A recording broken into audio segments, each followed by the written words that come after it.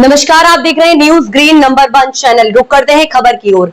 खबर बिजनौर के नूरपुर से है, जहां नूरपुर सपा विधायक राम अवतार सैनी को करना था लोकार्पण। आयोजकों ने कार्यक्रम की नहीं ली थी अनुमति। ग्रामीणों ने जताई नाराजगी। राजा का सिहारा थाना क्षेत्र के गांव डेरा बुलंदी से बीती रात पुलिस ने लोकार्पण व भंडारा कार्यक्रम को लेकर हो रही तैयारियों को रुकवा दिया।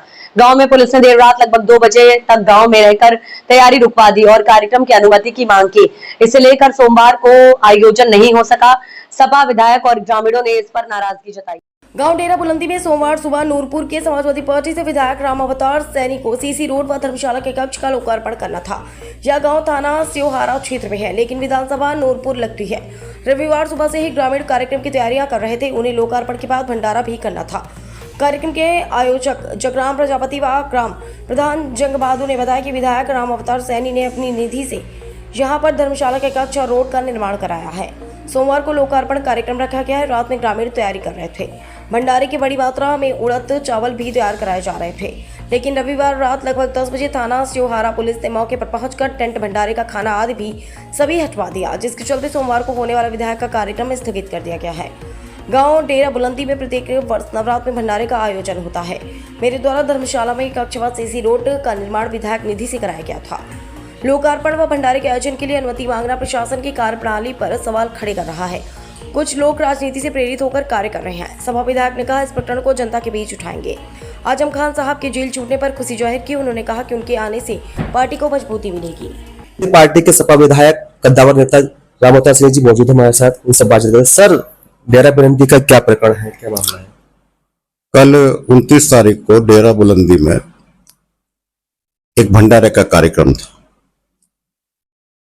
वहां के लोग, एक धर्मशाला है, धर्मशाला में मैंने एक कक्ष का भी निर्माण करवाया था उसके पास में, और 2 मैंने सीसी रोड बनाई थी। तो उन लोगों ने मुझे भंडारे में आमंत्रित किया था, और चूंकि नौ दुर्गा में हर साल भंडारा करते हैं, तो मैंने कहा था कि मैं अपने सीसी रोड का उद्घाटन भी कर आऊंगा, लोकार्पण कर आऊंगा, और मैं आपके भंडारे में भी शामिल हूँ। उन लोगों ने निमंत्रण भेजे, और निमंत्रण जो उनका सिस्टम है, अपने सभी लोगों को उन्होंने बुलाया गया था। तो रात को करीब 10 बजे के लगभग मेरे पास फोन आता सीओ धामपुर का। वो कहते हैं कि साहब वहां पर प्रजापतियों की कोई जातिगत रैली है। मैंने कहा कोई रैली नहीं, मेरी जानकारी में नहीं है। तो फिर उन्होंने एक कार्ड दिखाया भंडारे का, तो उस भंडारे में कोई रैली का या कोई जनसभा का कोई कार्यक्रम नहीं था, केवल लोगों को भंडारे में आमंत्रित किया था।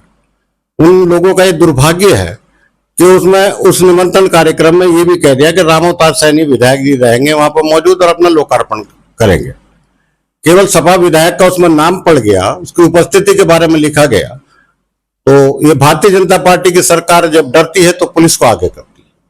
वहां पुलिस को आगे किया गया, उन लोगों को प्रताड़ित करा गया। मैं जब कल वहां लोकार्पण करने गया तो वहां बर्तन ऐसे फैले पड़े थे, वहां खाना बना पड़ा था, और फिर मुझे बताया गया कि पुलिस प्रशासन रात में करीब 2 बजे आके वहां तहस तहस करके गए।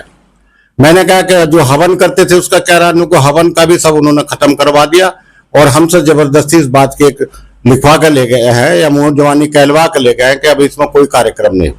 मेरा केवल इतना सरकार से अनुरोध है कि क्या लोगों की धार्मिक भावना भी आहत होगी? क्या किसी भंडारे में, यज्ञ के कार्यक्रम में या ब्याह शादी के कार्यक्रम में क्या अगर विधायक आएगा तो प्रशासन रोकने का काम करेंगे? तो मेरी इस बात को लेकर आपत्ति है, और मैं चाहता हूं कि ऐसे 2 अधिकारियों के विरुद्ध कार्रवाई की जानी चाहिए। सरकार से क्या मांग करते हैं? सरकार से मैं मांग करना चाहता हूं कि भविष्य में कहीं भी कोई अगर धार्मिक कार्यक्रम हो तो पुलिस प्रशासन उसमें हाथ ना डाले, और इस कार्यक्रम में जो भी दोषी अधिकारी कर्मचारी उनके खिलाफ कार्रवाई की जाए। ठीक है सर, आजम खान 23 महीने बाद जो है जेल छूट के आए हैं, इसके बारे में आपका क्या कहना है? अरे, समाजवादी पार्टी के लिए खुशी की बात है कि जो भी हमारे कद्दावर नेता थे, समाजवादी पार्टी के संस्थापक थे, और हमारे बीच में रहेंगे। हमें बिल्कुल ताकत मिलेगी, और 2027 में मजबूत होगी समाजवादी पार्टी, और मजबूत होगी, ऐसी हम अपेक्षा करते हैं। क्या 2027 में सरकार बनने जा रही है? निश्चित 2027 में समाजवादी पार्टी की सरकार बनेगी, ये तय है। लेकिन एक चीज मैं कहना चाहता हूं कि जो प्रशासन का रवैया चल रहा है, और पीडीए के लोग और भारतीय जनता पार्टी के लोग जो प्रताड़ित करके, डरा के, धमका के वोट लेने का काम कर रहे हैं, ये रीति बंद कर ले। निश्चित रूप से पीडीए एकदम इकट्ठा है, एक साथ मजबूत है। अगर ये इनसे छेड़छाड़ करने का काम करेंगे तो इनका नुकसान बहुत ज्यादा भरना पड़ेगा। ये थे समाजवादी पार्टी के विधायक जो कह रहे थे कि डेरा बिलंदी में जो हादसा हुआ है उसकी मैं निंदा करता हूं, और जो प्रशासन का जो रुख रहा है वो बहुत ही नाराजजनक रहा है। और पीडीए एक साथ होगा, आने वाली विधानसभा में सपा की सरकार बनेगी। मोहम्मद आजम खान साहब जो है हमारे संपादक नेता है और बड़े नेता, वो भी यहाँ पर रहे हैं। उनके आने से हम लोगों में खुशी है। मैं कैमरामैन के साथ मुजाहिद फारूकी।